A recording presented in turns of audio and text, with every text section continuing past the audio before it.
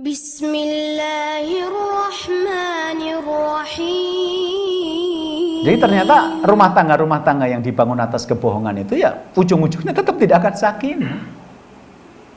Mau dikatakan apa?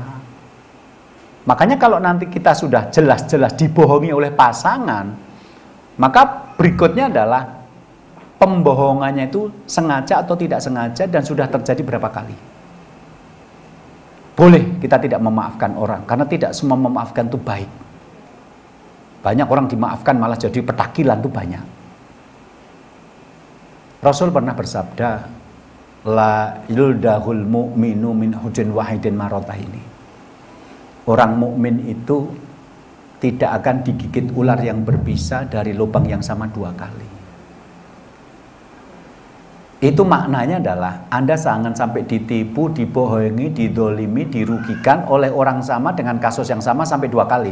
Sebab kalau sampai 2 kali Anda dirugikan, didolimi, disakiti, dibohongi oleh orang yang sama, berarti Anda tidak menjadikan pengalaman sebagai pelajaran. Makanya nanti dalam kasus-kasus suami selingkuh, dalam kasus-kasus suami atau istri membohongi pasangannya, itu pertanyaannya adalah, ini sudah yang keberapa kali? Dan yang kedua, ini terjadi karena sadar, sengaja, atau karena khilaf. Misalnya suami pulang, istri merengut, kemudian bertengkar, suami keluar, kemudian diajak temannya mabuk, pas mabuk ada perempuan lewat, akhirnya berselingkuh. Mungkin masih bisa dimaklumi lah, orang otaknya nggak berfungsi sedang mabuk. Tapi kalau ada suami pamit sama istrinya mau ke Banjarmasin, si istri nganter sampai ke bandara, cium pipi kanan, cium pipi kiri, tapi suami itu beli tiketnya ke Bandung dan sudah booking hotel atas nama dia, dan dia ternyata selingkuh dengan perempuan lain. Masa kayak gitu masih bisa dimaafkan? Jadi tidak semua orang bohong itu bisa dimaafkan, tidak semua orang selingkuh bisa dimaafkan. Tergantung ini sudah berapa kali. Karena Rasul mengatakan marota ini, seorang mukmin itu tidak akan digigit ular berbisa dari lubang yang sama 2 kali. Kalau 1 kali oke lah, masih bisa dimaafkan. 2 kali, 3 kali dan sengaja, jangan. Pembunuhan berencana dan sengaja itu hukuman mati, tahu nggak? Jadi dalam Islam ada begitu. Jadi tidak semua memaafkan orang salah itu baik. Ada orang ketika dimaafkan malah ngulangi lagi karena tahu bahwa kita nanti pasti akan memberi maaf.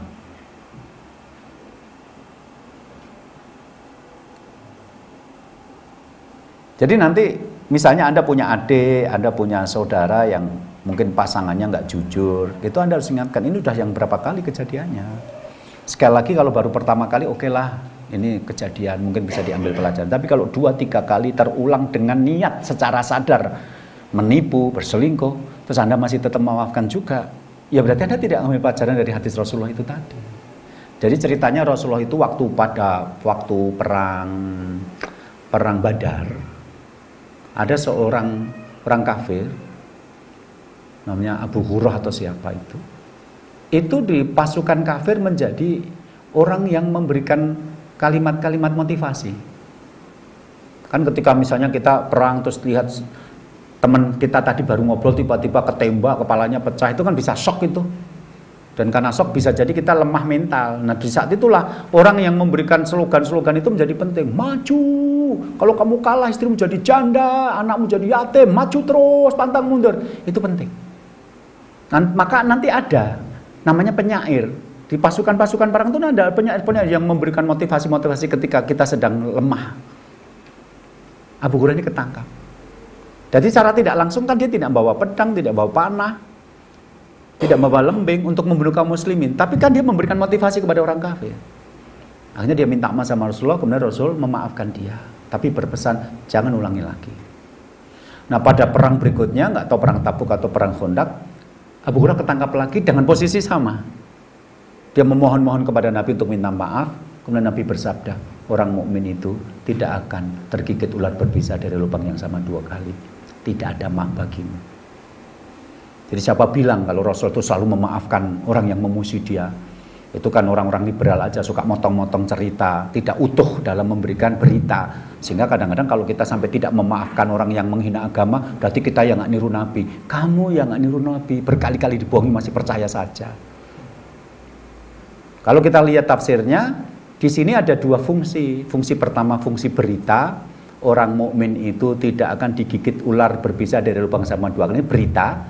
Jadi kalau Anda ingin memasukkan diri pada kelompok berita ini, saya mukmin, berarti sikap Anda adalah jadikan pengalaman masa lalu sebagai pelajaran. Jangan tertipu 2 kali oleh orang yang sama. Jangan didolimi 2 kali oleh orang yang sama. Gitu.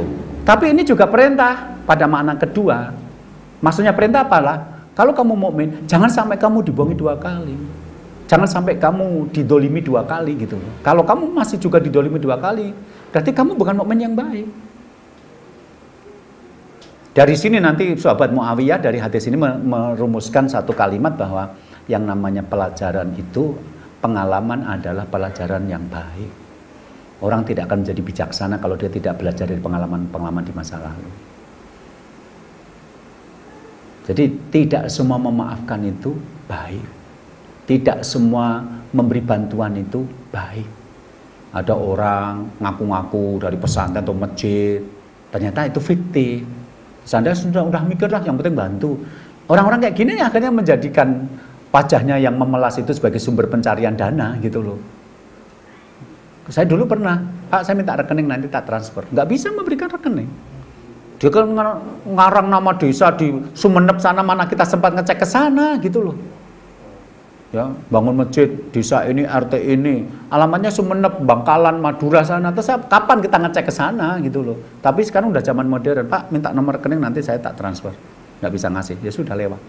Syukran ya Rabbi, syukran, hadaita qalbi, syukran.